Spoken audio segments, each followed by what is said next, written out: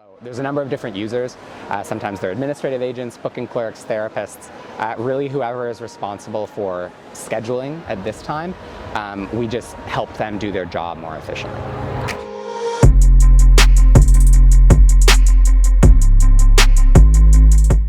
So my name is André Diamant, and I'm the founder and CEO of Oncology Solutions. So I have a background in medical physics. Both my co-founder and I came from PhDs in medical physics, and really throughout that degree we were able to see just how many inefficiencies exist both in the cancer workflow and in the radiation oncology workflow, and just a full patient waiting room at all times.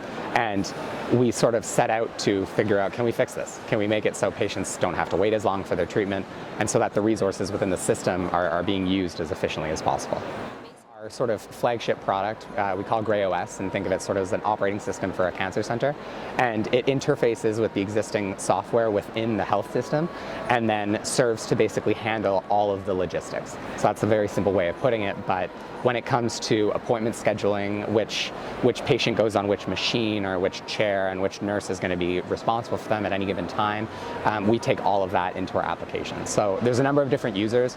Sometimes they're administrative agents, booking clerks, therapists, really whoever is responsible for scheduling at this time. We just help them do their job more efficiently.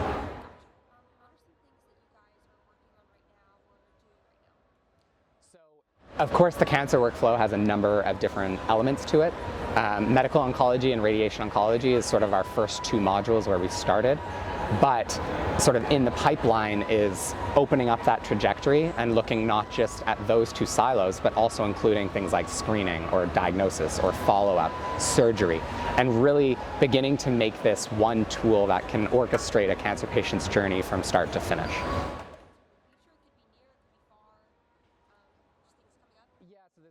There's a number of different sort of axes that we're moving along. The major one is breaking out of just oncology and entering just healthcare as a whole, and becoming not only an operating system for cancer, but for healthcare itself. And then you can start to think of having one system that orchestrates how a patient moves through a hospital, or even more broadly, through an entire health system. So in Canada, that means a single payer system. So from the family doctor all the way to healthcare, to hospital care, to palliative care. While in the States, that could be along sort of one network that owns multiple clinics or hospitals, and really coordinating the flow of patients through that entire system. So that's one area. The second area that I would highlight is clinical decision support. Right now we're purely in the logistical space of how can systems use their resources as efficiently as possible, but we also want to bring in the concept of not just efficiency, but what is the best treatment for any specific patient, and how can we sort of marry that concept with which resources are available at any given time.